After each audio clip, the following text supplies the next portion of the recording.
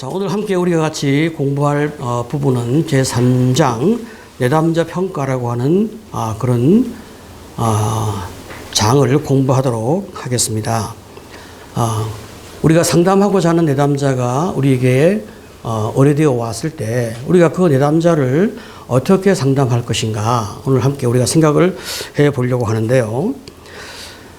상담받으러 온 그 사람을 우리가 이제 평가를 하는 것은 일종의 진단과 같은 것입니다. 이 사람을 잘 평가하고 진단해서 이 사람이 어느 수준에 있고 아프면 어디가 아프고 또 문제가 있으면 어디가 문제가 있는가 잘 구분해서 우리가 이분의 그 상태를 어떤 이름으로 진단을 내리는 거죠. 의사가 환자를 볼 때 이 사람의 병명을 진단해서 약을 처방하거나 혹은 어떤 임상적 처치를 하는 것처럼 이 상담자는 내담자에게 그런 처치를 하게 되는 것입니다. 자, 그러기 위해서 내담자를 살펴보겠는데 이때 중요하게 생각해 보아야 하는 것은 내담자의 자아에 대한 평가입니다. 그러면 내담자의 그 자아에 대한 평가에 있어서 우리가 어떤 항목을 중점적으로 볼 것이냐 생각해 보게 되어지면 책의 67페이지에 등장하고 있는 내담자의 이제 현실 검증 능력 혹은 현실 감각 이것은 어떤가? 내담자의 판단 능력은 어떠한가? 타인과의 관계, 특별히 대상 관계는 어떤가? 감각 자극, 이 관리를 어떻게 하고 있는가? 감정의 불안 내성과 충동 조절 능력의 어떤 정도의 수준인가? 그리고 놀이 능력.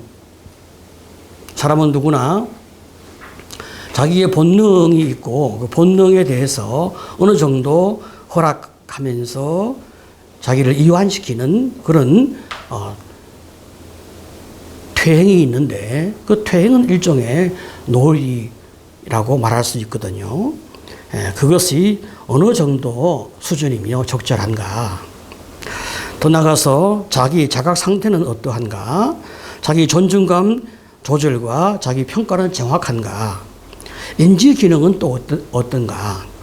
내담자의 방어 유형은 어떠하며 성숙 정도는 어떠한가. 가면적 인격은 잘 세워져 있고 더 나아가서 내면적 인격의 이 성찰 그리고 긍정과 부정의 모습은 얼마나 자기가 자기 자신을 잘 수용하는가 이런 것들을 쭉 이제 보게 되어집니다. 그리고 더 나아가서 이제 두 번째 우리가 생각해 보려고 하는 것은 대상 관계인데 지금 내담자는 하루아침에 그런 모습이 만들어진 것이 아니라 이 사람이 자기의 원가족으로부터 어느 정도 영향을 받았는가. 아버지인가 어머니인가. 또 나가서 그 부모님과 어떠한 애착관계를 형성했는가. 이런 것들을 전체적으로 쭉 생각을 좀 하면서 이 사람이 대상관계에 대해서 어떤 상태인가를 생각을 하게 되어지는 것입니다. 사실은 인생은 끊임없이 자기 원가족과의 관계를 반복적으로 나타낼 수밖에 없기 때문에 그런 측면에서 우리가 생각을 하게 되는 거죠. 과거에 어떤 대상관계가 반복되거나 또 그 대상관계 속에서 내담자가 어떤 역할을 수행하고 있는지 또 내담자가 이전에 자기처럼 혹은 부모의 눈에 들려고 또 노력을 하고 있는지 부모는 그 사람에게 어떤 사람이 되라고 말해왔으며 지금도 그런 식으로 간접적으로 그 사람을 조종하고 있는지 또 이 사람이 그 부모와의 관계로 인한 대상관계 때문에 하나님과의 관계에 또 어느 정도의 영향을 주고 있는지 생각해 볼 필요가 있습니다. 그래서 하나님에 대한 대상관계는 어떤가? 우리가 이것도 꼭 체크를 해야 하는 것입니다. 더 나가서 세 번째, 이 사람이 자기와 또 다른 사람에 대한 이 경계선에 대한 능력입니다. 특별히 이제 자기 안에 있는 여러 가지 많은 인격적인 모습, 또 여러 가지 많은 부정적인 혹은 긍정적인 모습에 대한 전체적인 어떤 통합 내지 자기 결속감, 이런 것들을 우리가 셀프라고 이야기한다면, 자기라고 이야기한다면, 그런 자기 자신에 대한 이 충분한 이해와 수용과 통합 혹은 어떤 결속감이 있는지 없는지, 또 어느 정도 알고 있는지, 또 알고 있지 못한지, 그런 상태를 잘 우리가 확인할 필요가 있습니다. 일반적으로 사람들은 자기의 부정적인 모습은 보지 않으려 하기 때문에 자기의 그런 모습은 없다고 간주하거나, 자기가 그렇게 행동해 놓고 나는 그런 행동을 하지 않았다고 그렇게 말하기 때문에, 그런 모습이 심하면 심할수록 이 사람은 아주 어린 아이같이 퇴행되어진 삶의 모습을 살고 있는 것입니다. 그래서 이런 모습에 대하여 어느 정도 이 사람이 지금 자기 결속감을 또 혹은 자기에 대한 이해가 있는지를 체크하는 것입니다. 더 나가서 이제 이런 모든 것들을 충분히 고려해서 진단을 내릴 때 우리가 이제 국제 질병 분류 체계인 JDB가 있고, 혹은 정신장애에 대한 진단 통계 편남을 가지고 우리가 또 진단할 수 있는데, 이것은 DSM-4, 최근에는 5가 나왔으니까 이걸 통해서 우리가 확인할 필요가 있겠습니다.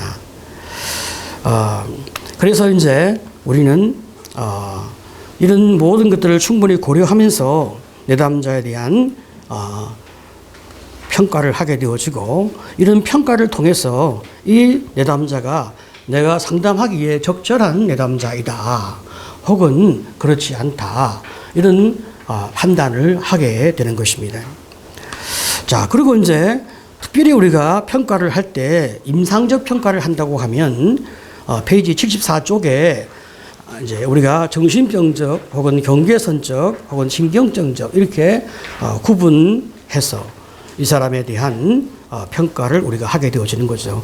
만약에 이 사람이 정신병적 단계나 혹은 경계선적 단계에 있다고 하면 우리가 아마도 통찰 상담은 좀 어렵고 지지 상담 쪽으로 이 사람과 상담을 쭉 해 나가는, 그러니까 평생 내가 이 사람을 돕는다 이런 마음으로 상담을 해 나가야 할 것 같습니다. 하지만 이 사람이 신경증적인 단계에 있는 사람이다 라고 한다면 우리가 충분하게 이제 이 사람을 공감하면서 우리가 통찰 지향의 상담을 통해서 이 사람을 더욱 건강하거나 성숙한 사람으로 이끌어가는 이런 접근도 가능하다, 그렇게 생각해 볼 수 있겠습니다. 그리고 사실 이제 상담에 있어서 참 좋은 내담자는 자동조적인 사람보다는 자비동조적인 사람이 훨씬 더 좋은 내담자가 될 가능성이 있습니다.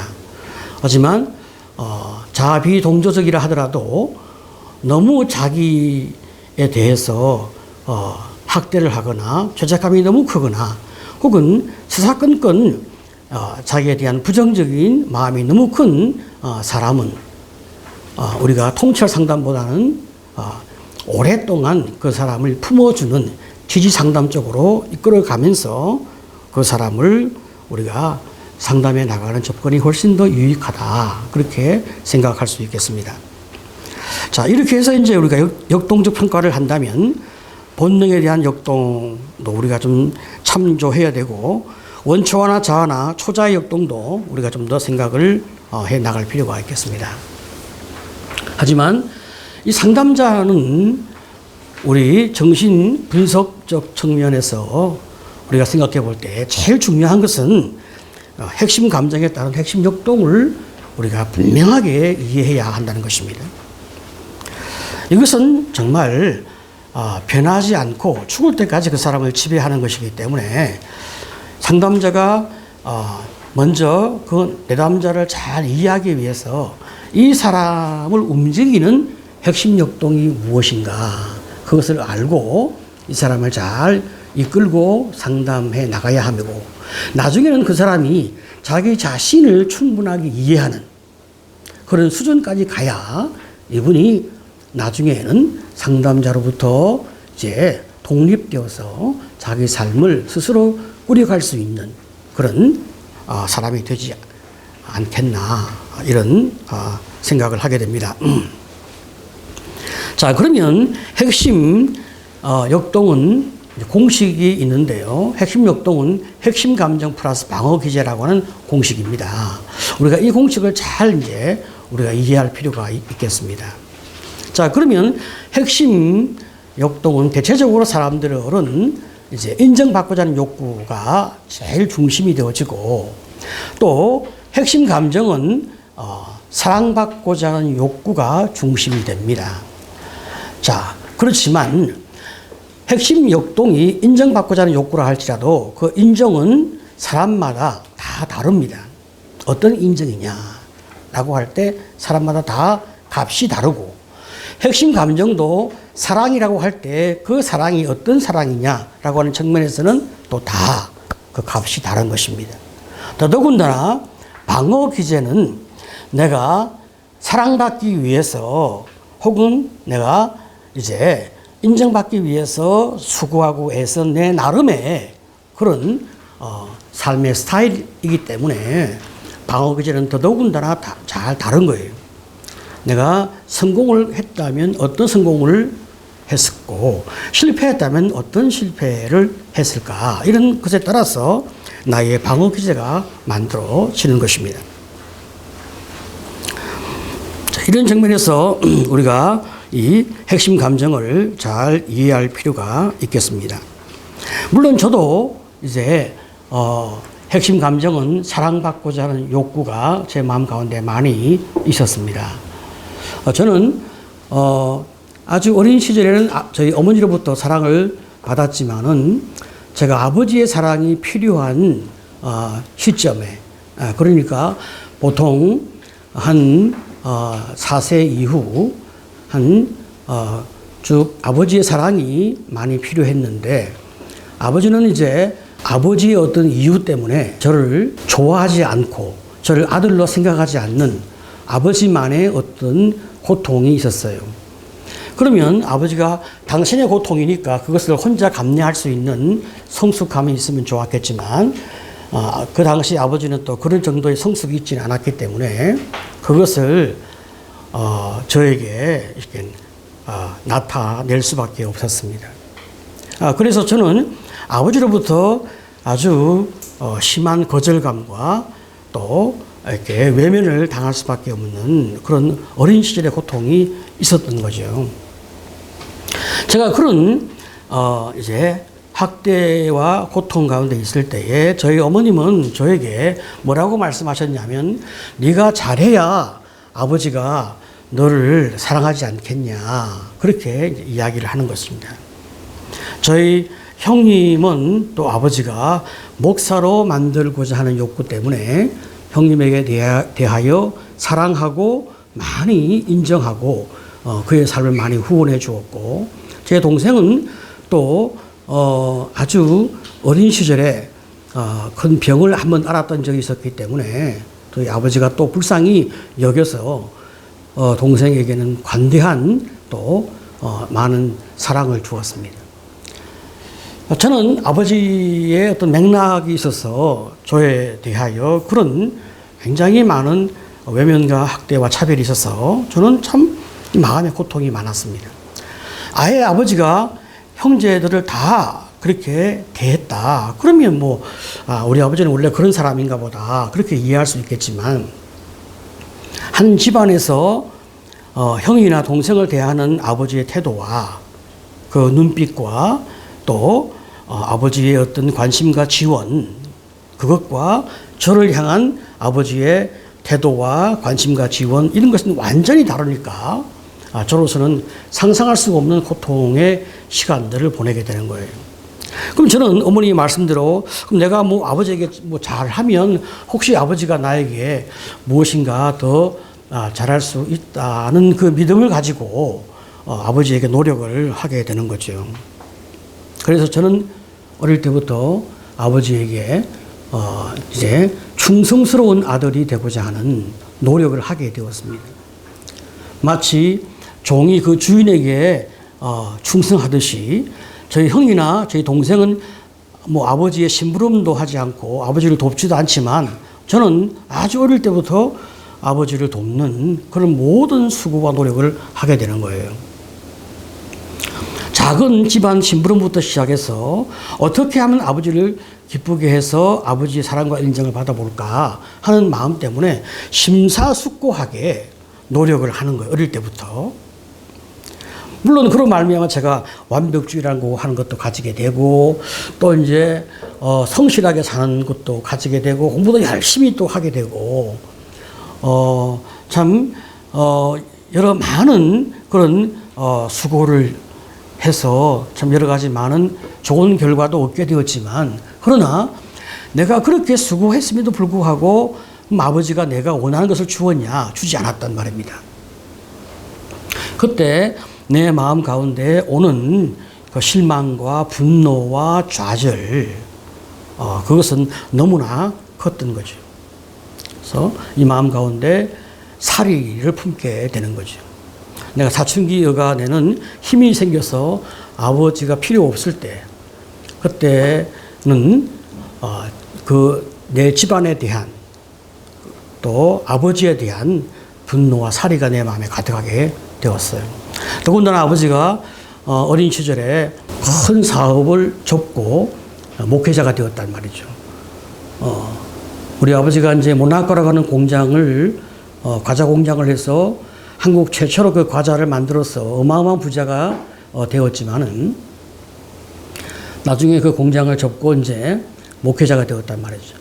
그러면 목회자가 되고 난 다음에 아버지가 나에 대한 태도가 달라졌다고 하면 아마 제가 아버지의 신앙을 수용하고 또 하나님을 수용했을지 모를 텐데 아버지가 목사가 되고 난 다음에도 아버지의 그 태도는 달라지지 않았으니까 저는 아버지의 설교에 대해서나 아버지의 목회에 대해서 위선적인 또 가식 이런 것을 가지게 된 거죠. 그래서 저런 이제 목사는 때려 죽여야 된다 이런 분노, 기독교는 사기꾼 같은 종교니까 없애버려야 된다 이런 마음을 품게 되오신 거죠.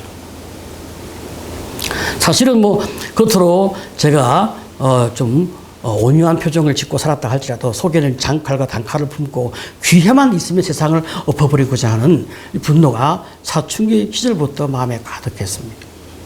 그래서 이제 사춘기 여간에 제가 집에서 나와서 친구들과 함께 하숙하면서 스스로 돈을 벌어가면서 공부를 하게 되어진 거죠. 아마 제가 기억에 저희 아버지로부터 용돈을 한번 받아본 적이 없고 학비를 한번 지원받아 본 적이 없으니까 거기에 대한 아버지에 대한 분노와 적개심은 하늘을 찌르죠. 이러다가 이제 제가 예수를 만났기 때문에 인생이 바뀌어서 제가 참 목사가 되고 아버지와 화해가 되고 참 이렇게 참 제가 믿음의 길로 가게 되었지. 정말 그렇지 않았으면 아마 오늘 교회를 파괴하는 제1주범의 자리에 아마 있지 않았겠나 그런 생각을 하게 되는 겁니다. 자, 그러면 핵심 감정은 사랑받고자 하는 욕구를 제가 가진 것이고, 그럼 저희의 방어 기제는 좋은 측면의 긍정적 방어 기제는 성실하게 노력하고 또 최선을 다하고 그리고 열심히 공부하고 또 권위자의 말도 잘 듣고 완벽주의를 가지고 최선을 다하고 심사숙고하고 또 여러 많은 노력을 기울이는 그런 모습을 가지고 있겠지만 부정적인 방어 기제는 분노와 사리와 또 적개심과 원망 이런 것들을 품고 사는 거죠. 내가 봐서 적절하지 않다고 생각되어지면 엎어버리거나 내가 파괴시켜버리고자 하는 그런 욕구가 그 속에 숨어 있는 것입니다.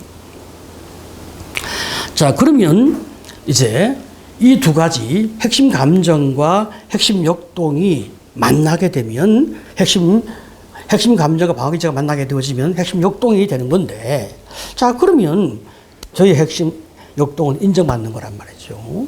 그럼 저는 이제 아버지로부터 그런 이제 이렇게 수고함으로 말미암아 내가 인정받고자 했는데, 내가 그렇게 수고했지만 인정받지 못했잖아요. 실패했잖아요. 자, 그래서 제가 아버지와 다른 존재에게 내가 아버지와 같은 모습으로 대하는 거예요. 저 사람이면 아마 내가 충성하거나 헌신하거나 수고하거나 애를 쓰거나 내 자신을 다 내어주는 그런 수고를 한다면 아마도 저 사람은 나에게 내가 원하는 그런 인정을 줄 거다. 이런 나의 무의식의 그 기대감을 가지고, 이건 다 의식화되는 것은 아니니까요. 무의식의 기대를 가지고 내가 충성을 하는 겁니다. 저는 그래서 이제 내 지난날 뭐 어떤 대상을 향하여 내가 어떤 수고를 했을까 생각을 해보게 되어지면, 내가 이제 예수님 만나서 거듭나고 난 다음에 주님의 부르심을 받아서 내가 목회자가 되고, 목회자가 되어서 열심히 목회를 하는 과정에 성도를 잘 돕기 위해서 사람을 치료하는 상담이 필요함을 알고, 상담을 또 내가 열심히 공부하잖아요. 열심히 공부를 해서 이제 사람을 돕다 보니까 실력이 많이 만들어져서 또 대학에 나가서 가르치는 교수가 되었단 말이에요. 자, 그러면 내가 교인들에게 아주 내가 좋은 목사가 되려고 하는 거예요. 아주 이상적인 목사가 되려고 하는 거예요. 충성하고 헌신하고 그렇게 수고하는 거예요. 그럼 내가 그렇게 해서 얻고자 하는 것이 무엇이냐라고 말했을 때, 야, 당신은 일반 목사와 다르구나. 당신은 정말 사꾼이 아니구나. 당신은 정말 참목자구나. 그런 인정을 내가 교인들에게 받고자 하는 무의식이 있는 거예요.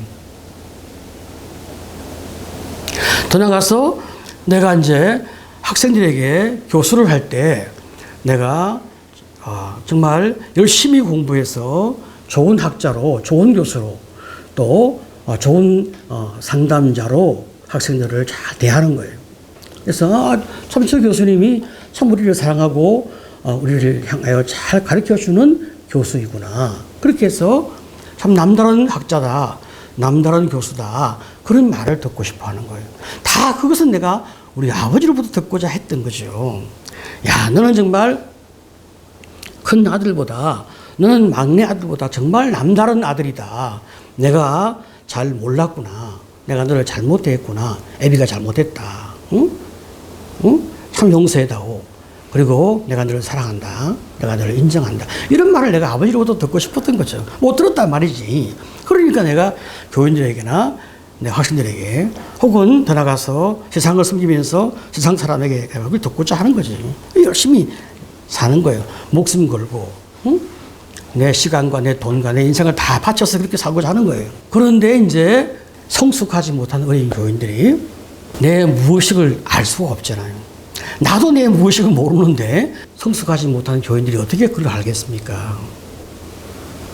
어떤 타락한 목회자를 보고, 막 신문에 뉴스에 나오는 타락한 목회자를 보고 와서 나한테, 우리 목사님 타락하지 마세요. 하고 나한테 막 충고를 하거나, 그렇게 나한테 이야기하거나, 우리 목사님 타락하지 못하도록 우리가 좀 이렇게 좀 하자고 막 그렇게 분위기를 만들 때 제가 얼마나 분노가 일어나는지요. 내가 그런 사람인가? 내가 지금까지 그렇게 비춰졌던 말인가? 굉장한 실망이 들죠. 내가 애쓰고 수고했는데 내가 그렇게 평가받게 되어지면 우리 아버지와 같은 사람인 거예요. 그러면 내가 예수님 만나기 전에 우리 아버지에게 내가 돌아섰거든요. 그럼 여러분이 그렇게 한다면 나는 더 이상 목회하기를 원치 않습니다. 그래서 내가 교회 사표 내는 거예요, 그냥. 정남이가 딱 떨어져.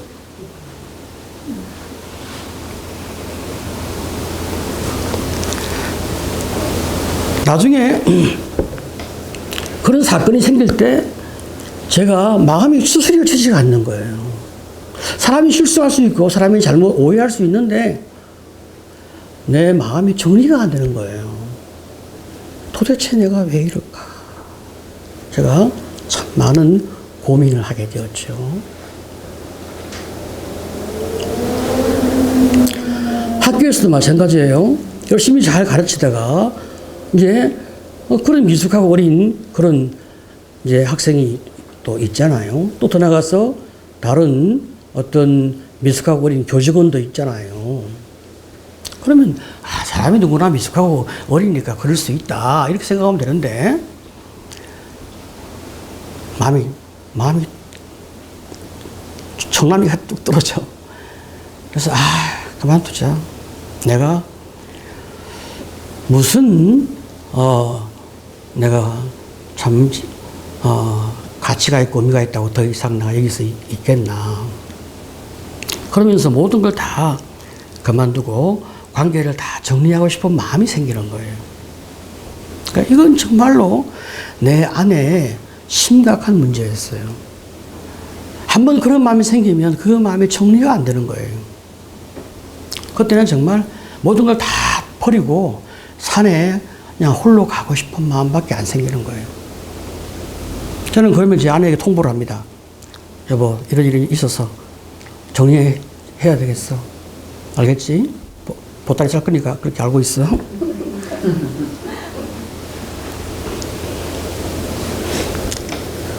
제 아내도 얼마나 청천벽력입니까? 그런 일은 제 아내와도 있었죠. 정말 내 아내에게 좋은 남편 되려고 굉장히 노력하지만 어느 날 아내가 내가 원하는 그런 피드백을 주지 않는다. 그래? 내가 당신한테 그런 사람이란 말이지? 그러면 그냥 그만 삽시다. 이혼합시다. 순발력이 있었습니다. 그렇게 하는 거예요. 그래서 초기에 이혼의 위기가 몇 번 있었죠. 도대체 내가 왜 그럴까? 내 안에 있는 깊은 무의식을 탐색하는 중에 내가 핵심 역동과 핵심 감정의 미해결적 부분을 찾게 된 거예요. 그리고 내가 주님 앞에 깊이 회개하게 되었어요. 하나님이 나를 사랑하셔서 나를 위해 죽으셨는데 내가 뭔 큰 사랑이 또 필요하다고 부족하고 미숙한 사람에게 목숨을 걸고 사랑받겠다고. 이미 하나님이 나를 인정하셔서 목사로 세우고 교수로 세웠는데 내가 더 뭘 사람에게 인정받겠다고 인정해 줄 수 있는 그런 사람이면 또 괜찮겠지만 미숙하고 어린 사람 내가 잘 돌봐줘야 되는데 내가 이해해 줘야 되는데 그 미숙하고 어린 사람은 그럴 수밖에 없는 건데 내가 크게 상처받아갖고 내가 내 인생을 다 던지는 이런 어리석은 행동을 내가 하다니. 내가 하나님의 마음으로 또 하나님 앞에서 내가 나를 다스리고 관리하는 것이 아니라 내가 어리석게도 핵심 감정과 핵심 역동의 그 잔재에서 휘둘려 살았구나. 저는 과거에 이미 다 이게 정리가 된 줄 알았어. 그래서 내가 더 살펴보지 않았던 거예요. 근데 두 번, 세 번, 네 번 반복적으로 이 모습이 나타날 때, 이게 한순간에 해결되어지는 것이 아니라 죽을 때까지 나와 함께 동행한다는 것을 알게 되어진 거예요. 그 다음부터는 이 섭섭한 마음이 일어날 때 내가 싹 관리하는 거예요. 그리고 회개하는 거예요. 이내 마음이 평안하고 이내 삶이 자유롭고 내가 육체를 가지고 있는 한 내가 이 땅에서 인간의 이런 범주에서 벗어나지 않는 한, 내가 그 나라에 가지 못하는 한, 나는 연약한 존재이기 때문에 핵심 감정과 핵심 역동의 지배를 받을 수밖에 없다는 것을 내가 이해하는 거예요. 그래서 늘 하나님의 은혜를 구하면서 나를 잘 관리해 나가는 것. 바로 그것이 내가 주님 앞에서 자유로워지는 거예요. 그렇기 때문에 우리가 우리의 삶의 문제에서 이렇게 근본적인 자유를 얻기 위해서 이 문제를 여러분이 잘 공부하고 여러분 자신이 분석해서 어떻게 이것을 다루어 나가야 되는지 아는 것은 매우 큰 축복이다. 그렇게 생각합니다. 오늘 여러분들이 이것을 잘 이해하길 바라고 오늘 강의는 여기서 마치도록 하겠습니다. 감사합니다.